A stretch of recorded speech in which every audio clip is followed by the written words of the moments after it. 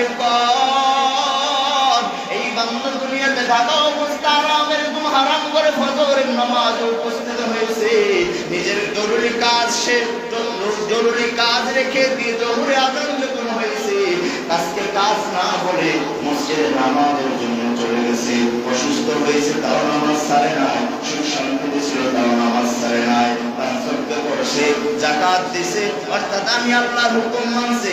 এই বান্দা দুনিয়াতে আমার জিকির করছে, আমি আল্লাহকে আল্লাহ বলে ডাকছে। দুনিয়াতে আমার বান্দা অনেক কষ্ট করছে, এই বান্দাকে আর কষ্ট দিও না। এই বান্দার কবরখানাকে তাড়াতাড়ি বেহেশতের বাগান বানায় দাও। সুবহানাল্লাহ। বান্দা বলো, এই যে বান্দাকে তোমরা, এই যে ব্যক্তিটাকে তোমরা দেখতেছো, এই ব্যক্তিটা কে? যেই বান্দা দুনিয়াতে আল্লাহ রাসূলের সুন্নাত পালন করে, যেই বান্দার অন্তরে দুনিয়াতে জীবিত থাকা অবস্থায় আল্লাহর ভালোবাসা, রাসূলের ভালোবাসা মহব্বত ছিল, রাসূলের আদর্শ ছিল, রাসূল যেই পথে হাঁটতে বলেছে বান্দা ওই পথে হাঁটছে, অর্থাৎ অন্তরে আল্লাহ রাসূলের ভালোবাসা ছিল। নবীকে সাথে, নবীকে দেখানোর সাথে সাথে ডাক দিয়ে ওই বান্দা বলে এই ব্যক্তি আর কেউ না, এই ব্যক্তি হলো উম্মতের দরদি মুহাম্মদুর রাসূলুল্লাহ। আল্লাহু আকবার বলেন। আকাইনান্দার তাজদার মদিনা হযরত মুহাম্মদুর রাসূলুল্লাহ সাল্লাল্লাহু আলাইহি ওয়াসাল্লাম উম্মত হিসেবে কবুল করেছেন। এজন্য আমরা আবার একবার উচ্চ স্বরে কালিমাতুশ শুকর আদায় করি, বলি আলহামদুলিল্লাহ। আলামিন আপনাকে আমাকে দুনিয়াতে পাঠিয়েছেন, এই ক্ষণস্থায়ী কিছু সময় দুনিয়া পার করার পরে সময় যখন হয়ে যাবে, আল্লাহ তাআলা যে সময়টুকু নির্ধারণ করে দিয়েছেন ওই সময়টুকু পার হওয়ার পর মহান রব্বুল কারীম আল্লাহ তাআলার একজন ফেরেশতা আজরাইল আলাইহিস সালাতু ওয়াস সালাম এসে পড়বেন, বিদায়ের ঘণ্টা বেজে যাবে, দুনিয়া আমাদের ছেড়ে দিতে হবে। আজরাইল যখন চলে আসবে, কোন শক্তি আর কাজে আসবে? আজরাইল আসার পরে যদি আপনি আজরাইলকে বলেন, আজরাইল ভাই আমার হায়াতে যতটুকু ইনকাম করেছি, যে জায়গা জমিগুলো, যে টাকা পয়সাগুলো আমি ইনকাম করেছি, জমিয়েছি, সেটা হলো একটা মানুষের শরীরে যদি একসাথে 300 তরবারের আঘাত করা হয়, অর্থাৎ 300 কোপ, বুঝেন না যে দাও দিয়ে কোপ দেয়, একটা মানুষের শরীরে যদি একসাথে 300 কোপ দিলে যেরকম ব্যথা অনুভব হবে, মৃত্যু যন্ত্রণা ঢুকে করতে হবে। এমনকি আল্লাহ রাসূল সাল্লাল্লাহু আলাইহি ওয়াসাল্লাম যখন দুনিয়া থেকে বিদায় নেন, আজরাইল আলাইহিস সালাতু ওয়াস সালাম যখন নবীজির কোন সময় আসান হয়ে যায়, কোন সময় একটু কম হয়, সেটা কিভাবে? সেটা হলো এইভাবে যে বান্দা যখন নেক আমল বেশি থাকে, আল্লাহ ওয়ালা বান্দা যখন হয়, ওই আল্লাহ ওয়ালা বান্দার মৃত্যু যন্ত্রণাটা কম হয়। দেখবেন কিছু কিছু মানুষ যখন, তাহলে এই যে দুই রকমের মৃত্যু, শান্তি আর একটা কষ্ট, কষ্ট আছে, কিন্তু যারা নেক আমল করে আল্লাহ তাআলা তাদের মরণে একটু আসান করে। আল্লাহ তাআলা আমাদের শান্তিদায়ক মৃত্যু দান করো, সকলে বলে আমিন।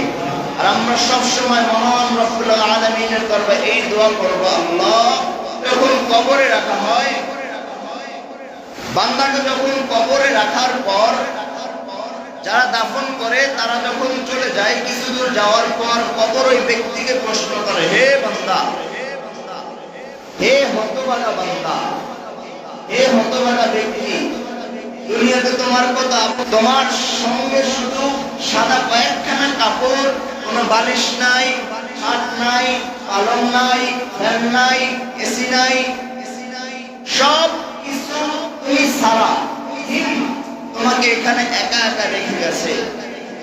হে হতভাগা ব্যক্তি, এরকম ডাক দিয়ে বলতে থাকে, এই কবরের সম্পর্কে তোমাকে কি কেউ জানায় নাই? এই অন্ধকার কবর সম্পর্কে কি তোমাকে কেউ কিছু বলে নাই? এই দুর্গন্ধময় কবরের বিষয়ে তোমাকে কি কেউ কিছু বলে নাই? এই সাপ বিচ্ছুর গর্তের ব্যাপারে কি তোমাকে কেউ কিছু বলে? আর বান্দা যখন নেক আমলওয়ালা হয়, বান্দা যখন আল্লাহওয়ালা হয়, বান্দা যখন আল্লাহ ভীরু হয়, ওই ওই বান্দা সাথে সাথে উত্তর দিয়ে দেয়, আমার সাথে নেক আমল আছে, আমি চেষ্টা করেছি প্রথম করার দায়িত্ব কার। আমি চেষ্টা করেছি নেক আমল করার, সাধ্য মিলে চেষ্টা করেছি। এই বান্দা যখন আল্লাহর জন্য ভালোবাসা মায়া মহব্বত ছিল, যে ব্যক্তি দুনিয়াতে কষ্ট করে আল্লাহর ইবাদত করছে, ওই বান্দাকে যখন প্রশ্ন করা হয় মান রাব্বুকা, তোমার রব কে, এই বান্দাকে প্রশ্ন করার সাথে সাথে এই বান্দা উত্তর দিয়ে দেয়, হে আল্লাহর ফেরেশতারা, আমার রব হলো আল্লাহ। আমাদের রব কে? এরপরে জিজ্ঞেস করো আমান দীনুকা, তোমার ধর্ম কি, তুমি কোন ধর্ম পালন করছো। আর বান্দা এক আমল বলা হয়, ইসলাম ধর্ম যদি পালন করে ব্যক্তিটাকে তোমরা বলো। আবার কিছু কিছু কিতাবে লেখা আছে ওই বান্দার কবরের সাথে রাসূলের রওজার সাথে সুরঙ্গ দিয়ে রাসূলকে সরাসরি দেখিয়ে দেওয়া হয়।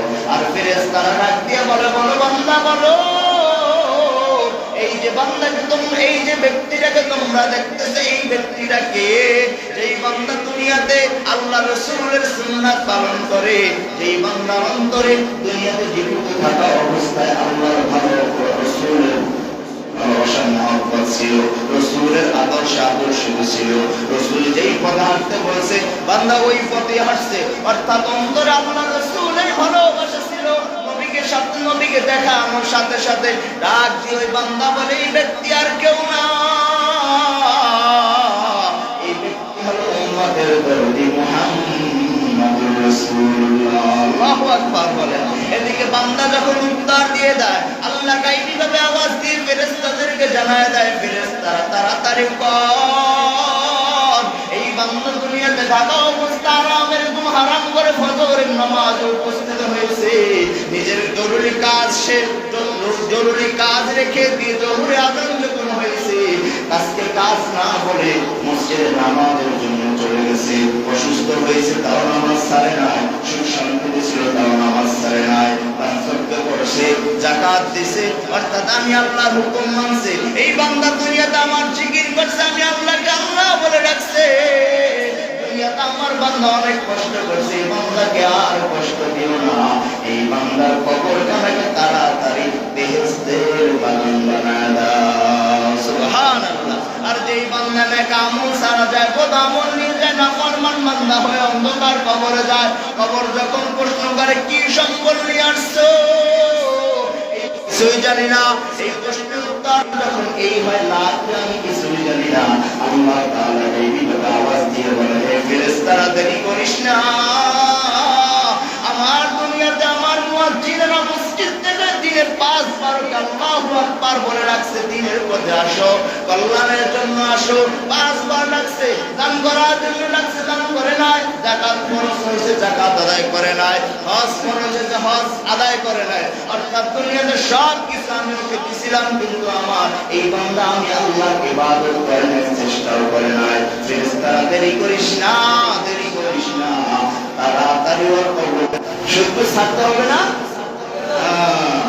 এখন কথা না বললে কি জানান দিলে জায়গা মতো বিরাম শুরু হয়ে যাবে। আল্লাহ আমাদের সকলকে হেফাজত করে, সকলে বলে আমিন।